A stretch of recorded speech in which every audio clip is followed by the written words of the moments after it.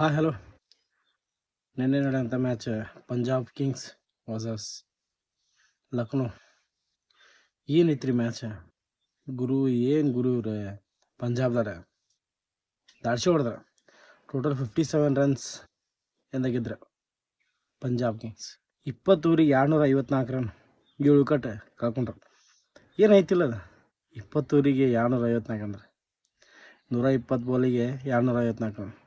ಏನು ಹೊಡೆದ್ರಪ್ಪ ಪಂಜಾಬ್ ಕಿಂಗ್ಸ್ ದಾಡ್ಸಿ.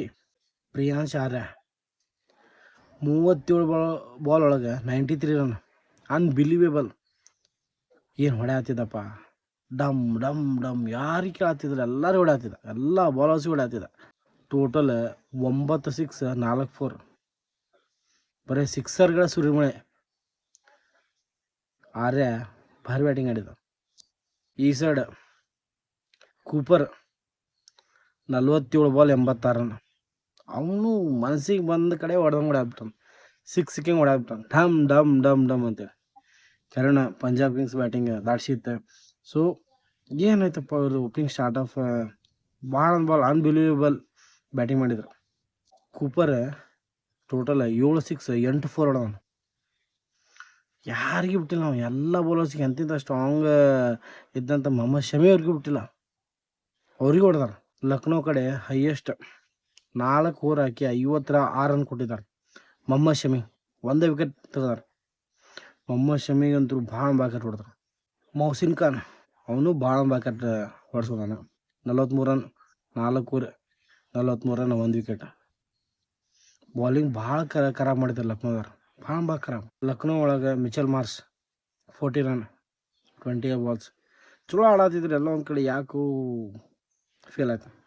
ಮತ್ತು Rishabh Pant captain, Lucknow captain, 23 ball 43 run. Aiden Markram ಅವನು 22 ಬಾಲ್ 42 ರನ್. ಯಾಕೋ ಇವ್ರದ್ದು ಬ್ಯಾಟಿಂಗ್ ಭಾಳ ವೀಕ್ ಆಯ್ತು ಅಂತಂದರು, ಬಟ್ ಇವ್ರು ರನ್ ಭಾಳ ಕೊಟ್ಟರು. ಟೋಟಲ್ 254 ರನ್ ಅಂದ್ರೆ ಭಾಳ ಚೇಸಿಂಗ್ ಮಾಡೋದು ಭಾಳ ಕಷ್ಟ. ಅಂದರೂ ಫೈಟ್ ಮಾಡಿದ್ರು ಏನು ಸಾಧ್ಯ ಆಗಲಿಲ್ಲ, ವಿಫಲ ಆಯಿತು ಇವ್ರು ಫೈಟ್ ಮಾಡಿದ್ದಲ್ಲ. ಬಟ್ ಇವರು ಎಕ್ಸ್ಟ್ರಾಸ್ ಅದು ಕೊಟ್ಟರೆ. ಬಟ್ 254 ರನ್ ಬಾಲರ್ಸ್ ಎಲ್ಲರಿಗೂ ಹೊಡೆದ್ರು. ಮಾಕ್ರಮ್ ಅಂತೂ ಅವ್ರಿಗೂ ಭಾಳ ಹೊಡೆದ್ರು ಪಂಜಾಬ್ದಾರ. ಬಟ್ ಪಂಜಾಬ್ದು ಬಾಲಿಂಗ್ ಅಟ್ಯಾಕಿಂಗ್ ಚಲೋ ಇತ್ತು. ಪಂಜಾಬ್ ಅವರು ಹೊಡೆಸ್ಕೊಂಡ್ರು ಬಾಲಿಂಗ್ ಅವರು ಕೊಟ್ಟಾರೆ. ಅವರು 41 54 ರನ್ಸ್ ಮತ್ತು 37 ರನ್ 30 ರನ್ ಈ ಥರ ಇವರು ಕೊಟ್ಟಿದ್ದಾರೆ, ಇವ್ರಿಗೂ ಹೊಡೆದಾರೆ. ಬಟ್ ಏನಾಯ್ತು ಅಂತಂತಂದ್ರೆ, ಎಲ್ಲೋ ಒಂದು ಕಡೆ ಅಷ್ಟೆಲ್ಲ ಮಾಡಿದ್ರು, ಉಳ್ಕಿದ್ರೆಲ್ಲ ಕಂಟ್ರೋಲ್ ಮಾಡಿದ್ರು. ಲಕ್ನೋಗೆ ಭಾಳ ಒಂದು ದೊಡ್ಡ ಟಾರ್ಗೆಟ್ ಆಯ್ತು. ಭಾಳ ಒಂದು 750 ಟಾರ್ಗೆಟ್ ಅಂದ್ರೆ ಸುಲಭ ಇಲ್ಲ, ಭಾಳ ಇತ್ತು.